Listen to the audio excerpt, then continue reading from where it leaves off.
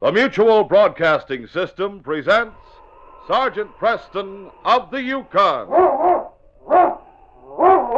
It's Yukon King, swiftest and strongest lead dog of the Northwest, blazing the trail for Sergeant Preston of the Northwest Mounted Police in his relentless pursuit of lawbreakers. On King! Run, you husky! Gold discovered in the Yukon. A stampede to the Klondike in the wild race for riches. Back to the days of the gold rush. With Sergeant Preston and his wonder dog, Yukon King, as they meet the challenge of the Yukon.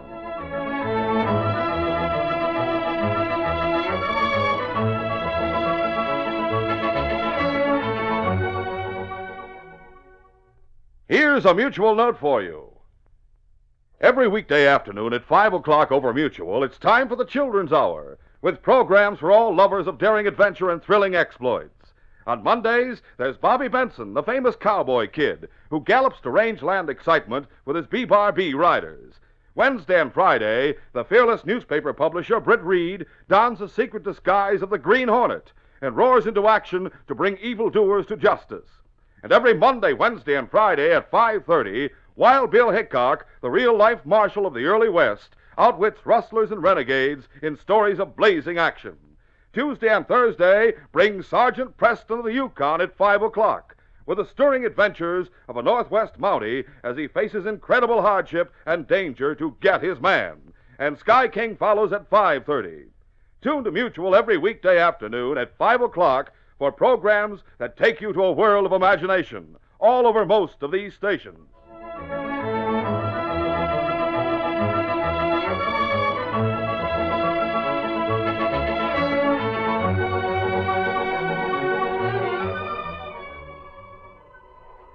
Ten-year-old Jimmy Hayden was training his dog, a white Siberian husky, in front of his home.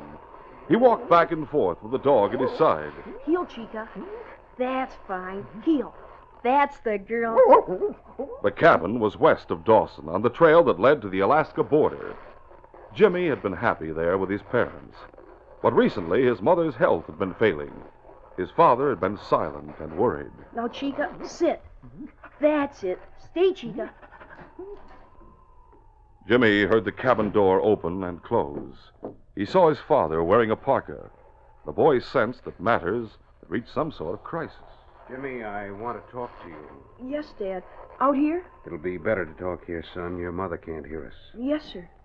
She's not well, Jimmy. I know. When the doctor was here the last time, he gave me the straight facts.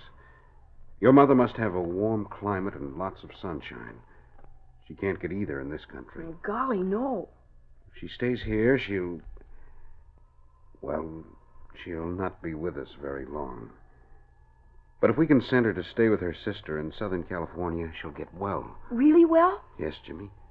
Golly, Dad, let's all go there. If that's what Mom needs... Son, if I had the price, I'd buy tickets for the first boat out of Dawson. But I haven't the money. I can't even buy passage for your mother. But, Dad, we've got to send Mom. We've just got to. I've thought and thought, Jimmy. There's only one way we can swing it. How, Dad? By selling your dog. Cheeka? Yes. Jimmy's hand rested on the furry neck of his dog. He struggled manfully to keep his father from seeing how much it really meant to part with Cheeka. He kept his eyes dry and his voice almost steady. All right, Dad. I hope you sell her to someone who will be kind to her. Jimmy, last week when I was in Dawson, I told Sergeant Preston about our trouble. He knew that Constable Baker of the Mounties was looking for a good dog. Oh, did Sergeant Preston tell the constable about Cheeka? Yes. The constable wants to buy her. He'll train her to lead a dog team. He'd be good to her? Son, he'll be as good to Cheeka as Sergeant Preston is to King. And he'll pay enough to take your mother to California. It's up to you, Jimmy. I'll call off the deal if... Oh, no, Dad. We've got to see that Mom gets well. Thanks, son. I knew you were big enough to help Dad carry the load. I'll be able to send your mother money to take care of expenses, but I didn't see any way to raise the cash for boat fare. Here comes Sergeant Preston. He said he might come here today. I waited until the last minute to tell you, Jimmy. I hoped I'd think of a way to raise cash without asking you to sell your dog. Look, Cheeka, wouldn't it be fine to lead a team like that? Hi there, Hayden. Hunting. Hi. Hello, Sergeant. Hi, Jimmy. How's the young man today? Well, I'm fine, Sergeant Preston. Quiet down, boys. Sergeant Preston, will Cheeka be in harness, or will she run free like King? I told Jimmy that the constable needed his dog. Oh, I see. Well, she'll be in harness, Jimmy. Constable Baker's mighty glad to have the help of a fine dog like Cheeka. He couldn't come here today, so he sent the cash and asked me to bring the dog back with me. Here's your money, Jimmy. Oh, thanks.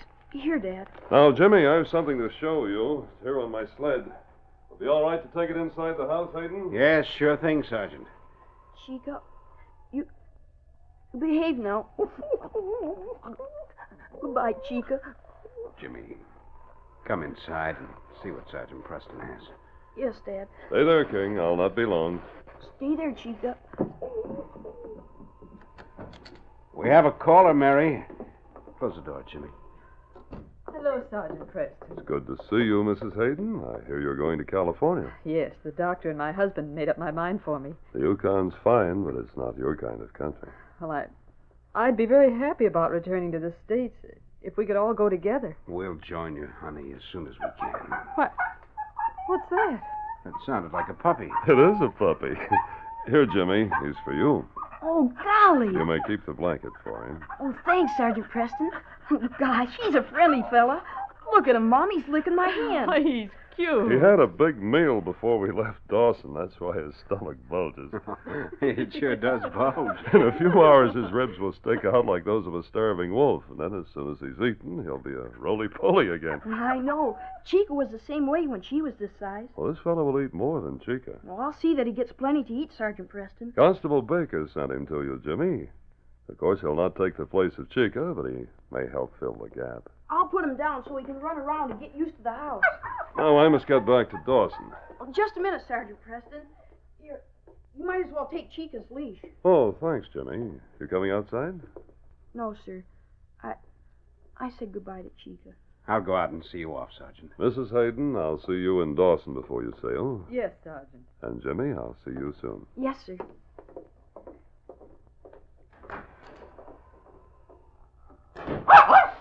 Jimmy, come here to Mother. Yes, Mom? What is it? You sold Cheeka. Yes? Oh, my dear. My dear. Put your head in my lap. It's all right, Mom. I better hold the puppy. He's crying. He's lonesome. Though spring was near at hand, there was a sudden freeze-up that was sure to postpone the opening of traffic on the river for an indefinite period. Sergeant Preston remained in Dawson, reporting each morning at headquarters. It was 8 days after his trip to the Hayden cabin when he came to the office as usual. As he closed the door, he heard the voice of Inspector Conrad from the private office. Who's that? Sergeant Preston, sir. Oh, good. Please come in here at once, will you, Sergeant? I intended to send the first man to report it to get you. Please close the door. Yes, sir. Did you see the two men who left here a moment ago? No, sir. I stopped at the kennels. I guess that's why I missed them. Who were they? John Collins, owner of the bank, and his night watchman. Jed Wilkins. Yes. Thieves broke into the bank during the night. How much was stolen, sir? Well, according to the banker, over $50,000. Collins hires a watchman, you know, to sit all night inside the bank. He remembers hearing a floorboard creak behind his back. Then something struck him on the head. He regained consciousness and found himself bound and gagged. He saw two men at the safe. One held a shaded lantern, while the other worked the combination. Who knows the combination of that safe? Only Collins himself. Well, how'd the thieves get inside the bank? They picked the lock on the rear door. $50,000 in gold would weigh well over 200 pounds. The thieves would need a sled. Well, they had a sled and dog team waiting behind the bank. Takes a lot of skill to pick the lock on a bank door, and even more to open a safe without knowing the combination. Sergeant, do you know any crooks capable of that? Yes, sir. Fingers Dooley. I captured him several years ago, and he went to prison. His pal, a man named Kenyon, went with him. Oh, yes. Dooley and Kenyon finished their terms and were released 6 months ago. Oh. I showed the watchman pictures of a number of men from our files, including Dooley and Kenyon. He identified those two as the bank robbers. Well, that simplifies the case. What time did they leave the bank, sir? 2 o'clock this morning. The watchman worked on the ropes for several hours before he got free. He wakened the banker, then he and Collins came to my place. I went with them to the bank, looked around, then brought them here. Dooley and Kenyon have a start of several hours. Yes, you'll find their tracks behind the bank. And King may find their scent. I'll get started at once, sir. Well, Sergeant, temperature is down to a record for the air, and it's likely to get colder. I noticed the temperature on my way here, sir. In weather like this, Sergeant, one man should not travel alone. Take Constable Baker with you. With supplies for several days loaded on the sled, Sergeant Preston and Constable Baker left Dawson on the trail of the bank robbers. On King! On, you husky! It was bitterly cold as they mushed westward, with King running free and following the scent. They paused at noon and built a small fire to heat food and make tea. Then they continued on. In the middle of the afternoon, King halted suddenly and barked. King seems to have found something. Oh, you husky! Hold on. Come on, Baker. Right. What is it, King? Sergeant, it's a man. Fingers Dooley. Quiet, King. Frozen. As stiff as a ramrod. But he didn't freeze to death. Look here. Bullet through the head. Scar Kenyon must have killed him in cold blood. Now you know the type of man we're trailing. Murdered his partner so there'd be no need to split the gold. That's about it. Well, what do we do in a case like this, Sergeant? We can't take the body with us. Too much of a load for the team to pull over the hills ahead. We'll carry it to the base of that tree off the trail there and cover it with snow till our return trip. Take his feet, Baker. Right. After hiding the body beneath snow and marking the place, the Mounties continued westward until darkness began to close in. Do we keep going, Sergeant, or camp for the night? See that cabin ahead? Yes? We'll spend the night there. It's the best news I've heard. That's where Hayden lives. Hayden? Say, his boy Jimmy will be disappointed that I didn't bring Cheeka. Looking! Hey, husky! Hola! Oh, that was a long pull. Sergeant Preston, is that you? That's right, Hayden. Oh, it's Sergeant Preston and King.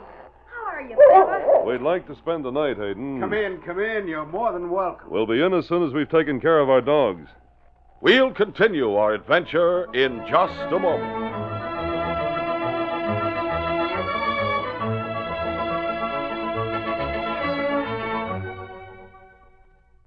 Every loyal American wants to serve his country. Some of us don't know the best way to go about it. But even if you're not old enough to serve in the Army, the Navy, or the Air Force, or work at a defense plant, you can still help. Everybody can buy defense stamps and bonds. You're helping to make your country stronger when you put those extra pennies, nickels, and dimes into defense stamps. And if you keep working on that defense stamp collection, pretty soon you'll find you have enough to buy a bond all your own. This is about the best way we know of to save for something special you may want. Every time you buy a bond, you know you cannot possibly lose the money that you put into it. Uncle Sam positively guarantees that bond against loss, theft, or destruction. And any time after 60 days that you decide you want the cash instead of the bond, you can have it plus some extra as interest. That's what makes it so much better than saving up the cash. So start saving your defense stamps now. Remember, you'll be helping to make your country strong.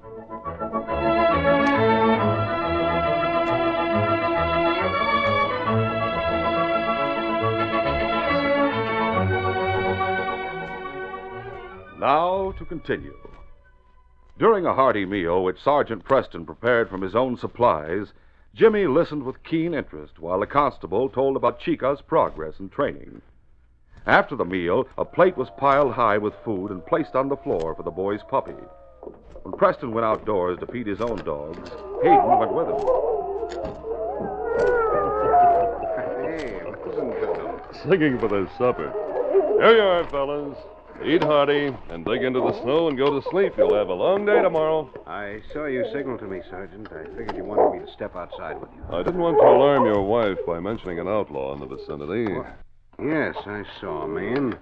He seemed to have a very heavily loaded sled. The dogs were laboring. Notice his face? No, the hood of his parka came well forward. He went past about, 3 or 4 hours ago. In that case, we've cut down his lead. You're chasing him? Yes, he's wanted for bank robbery. There, that takes care of the dogs. Now we'll go inside. How soon do you think the boats will start running from Dawson? Well, this freeze-up has delayed the opening of navigation, but it can't last. We're due for a warm spell. And the ice and snow will go fast. I think your wife will be able to leave here in 2 or 3 weeks. I'll take your park. Oh, thanks. Well, look, Sergeant Preston. The puppy had an extra big meal tonight. Well, he certainly shows it. He's as broad as he is long. The constable says he'll be bigger than Cheeka when he grows up. He sure will, Jimmy. He's going to be a big dog. But he'll never be as smart as Cheeka. No dog could ever be that smart. There's no loyalty to compare with that of a 10-year-old boy. The temperature was considerably higher when Sergeant Preston and the constable resumed their journey early the following morning.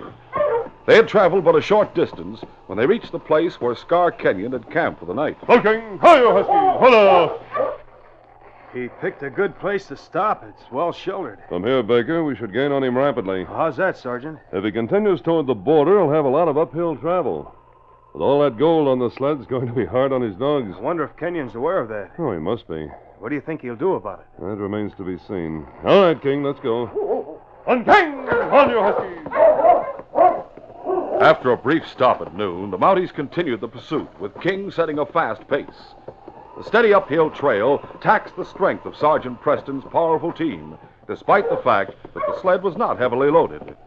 It was a mystery how Kenyon's dogs could stay ahead with 200 pounds or more of gold to pull. We must be gaining on him. I thought we'd overtake him long before this.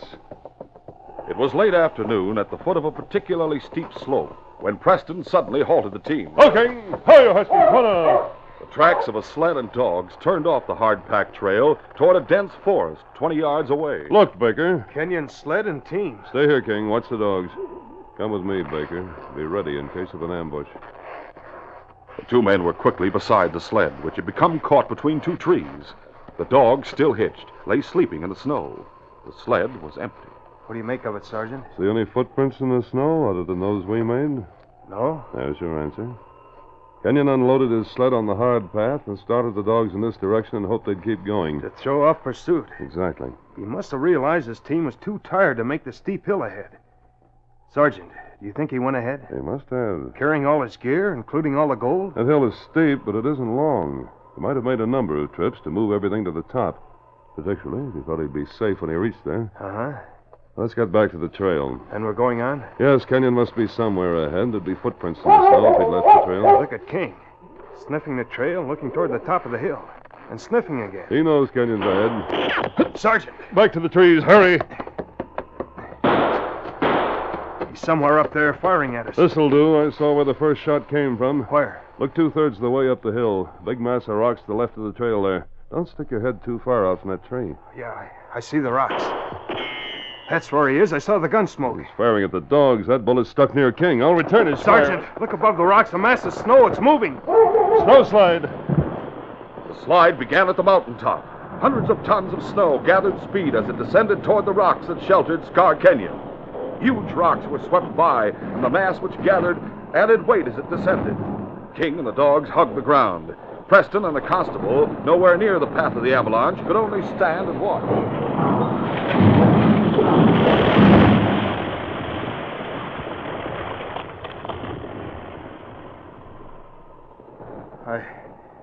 I never saw anything like it. That's the end of Scar Canyon and the stolen gold. I've heard of slides being started by a gunshot, but I never saw it happen until now. Well, do you think there's any use looking for Kenyon? We'll search as long as there's light, but I'm sure it's useless. Kenyon must be buried beneath 50 feet of snow. No sign of Kenyon, his gear, or the stolen gold was found. The Mounties camped that night in the woods and started the back trail the following morning with 2 sleds and teams. Baker drove the team that Kenyon had abandoned. In due time, the 2 men reached the Hayden cabin and halted the dogs. Looking! Hi-yo! Hold now. You planning to spend the night here, Sergeant? Yes, if Hayden doesn't mind. Sergeant Preston! Oh, golly, Sergeant Preston. Why, Jimmy, what's wrong? He's gone. My puppy's gone. Gone. He ran away yesterday morning, and I haven't seen him since. My dad's out looking for him now. Well, perhaps we can help find the puppy. Oh, golly, Sergeant Preston. I don't think anyone will find him. Oh, poor little fella must be dead by this time. He wouldn't stay away from home unless something had happened to him. Well, now, you give Constable Baker a hand with the dogs while I go inside and say hello to your mother. Yes, sir. Stay there, King.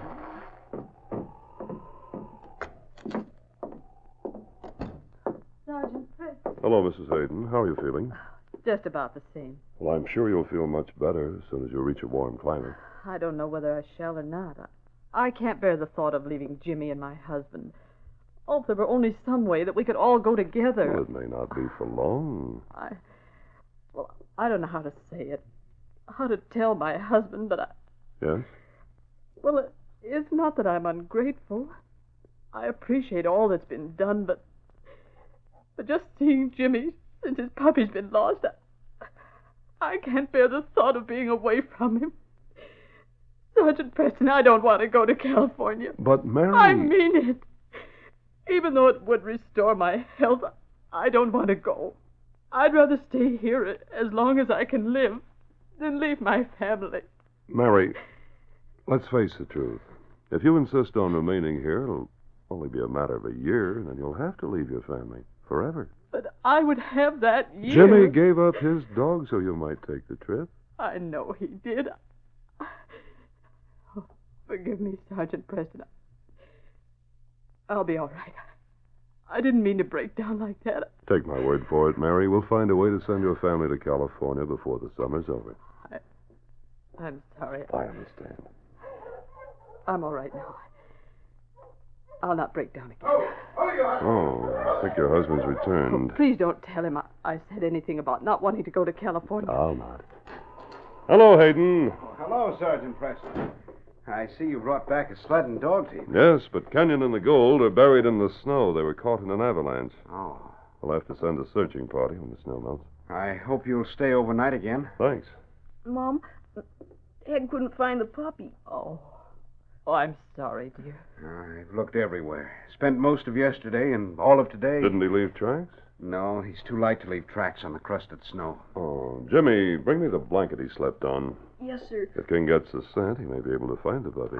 Sergeant, I can't ask you to go hunting for a lost puppy. You didn't ask me, Hayden.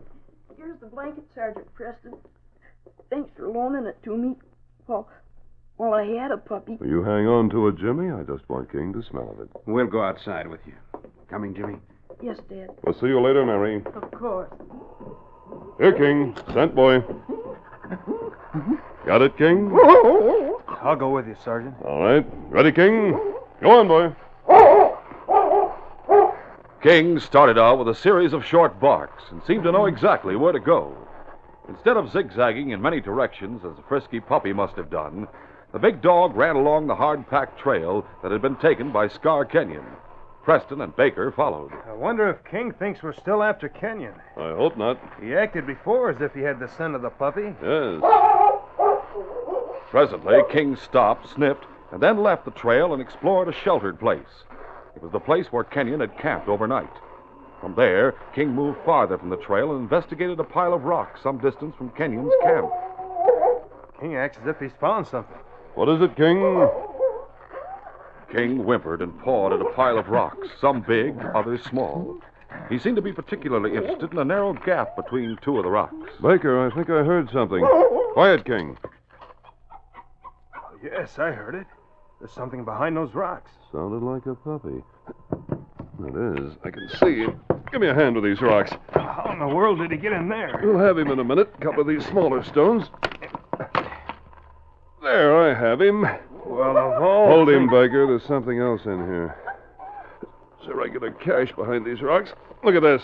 Dried fish. Someone coming along the trail hid food there and the puppy found it. Is there more? Yes, bags. Heavy, too. Look. From the Dawson Bank. Sergeant, it's the gold. And there's more. You see what happened? Kenyon lightened his sled. He left the gold and everything he could spare. That's how he made such good time on the hills. The puppy smelled the food. He was lean and crawled between the rocks. When his stomach was full, he couldn't get out. He was too big. A little devil. He was having the time of his life in there. Look at him. He's as big as a balloon. Come on, Baker. We have a lot to do. Come on, King. It was 2 weeks later when Sergeant Preston made his next trip west from Dawson. And again he stopped at the Hayden cabin. After being cordially welcomed, he said, I had several reasons for coming here, Hayden. In the first place, the boat starts operating tomorrow. Oh. Then this is my last day here? Yes, Mrs. Hayden. You'll be going away. We'll not be separated from Mother for very long, Jimmy. We'll join her as soon as we can. Well, why don't you all go together? That's a pleasant dream, Sergeant, but it takes cash. Oh, well, here. This is yours. What? Money. All that? There's more than you'll need for the fare to California. Enough to support you all till Hayden finds work. We'll not be separated. May I take the puppy? May I? Oh, yes, Jimmy. Oh, where did this money come from? Mr. Collins had offered a reward for the return of the money that was stolen. When he heard how Jimmy's puppy had led us to the gold, he insisted that Jimmy deserved a reward. And, son, this is your money. No, Dad. The money's for you, Hayden, from the banker, in appreciation. Jimmy has another reward. I have? You think you could take care of 2 dogs on the boat? Well, sure, but... Well, Mr. Collins bought a big dog from one of my friends. He's outside the door with King. You'd better take a look, Jimmy. All right, Sergeant. Cheeka! Oh, Mom, Dad, it's Cheeka! She's back home! Oh, Sergeant, Mr. Collins, everyone. You've been so kind. Oh. What is there for me to say? Well, please, Hayden, don't say anything. Drop a line and let me know how you make out in California. I sure will, Sergeant. And thanks very much. Better go inside, Jimmy. You don't want to catch cold just before you start for California. Thanks, Sergeant Preston. Thanks for Cheeka. Come on, Cheeka. Well, King, old boy, that's the sort of scene that makes our job worthwhile. Come on, fella. This case is closed.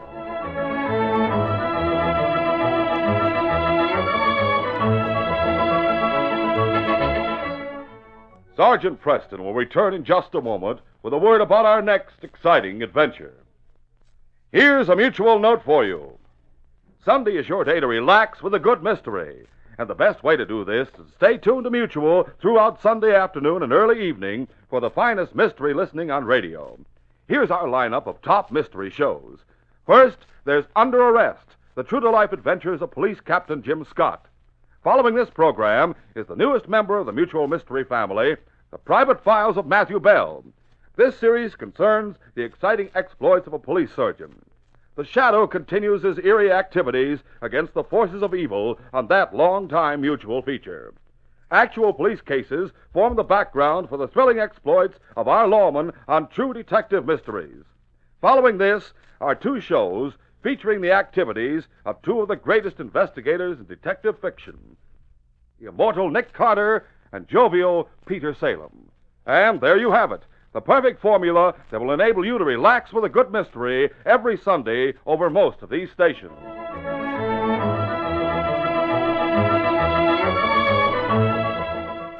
And now, here is Sergeant Preston. Sergeant Preston reporting for duty, Inspector. Sergeant, an 18-year-old lad, Ray Morgan, has been jailed in Selkirk on suspicion of murder. 3 pokes of gold were stolen and are still missing. I see. Witnesses to the crime were 2 of Lottie Norton's men. I want you to get the facts. There's still not enough evidence to make a strong case. I'll do my best, Inspector. Sergeant Preston's assignment seems a routine one.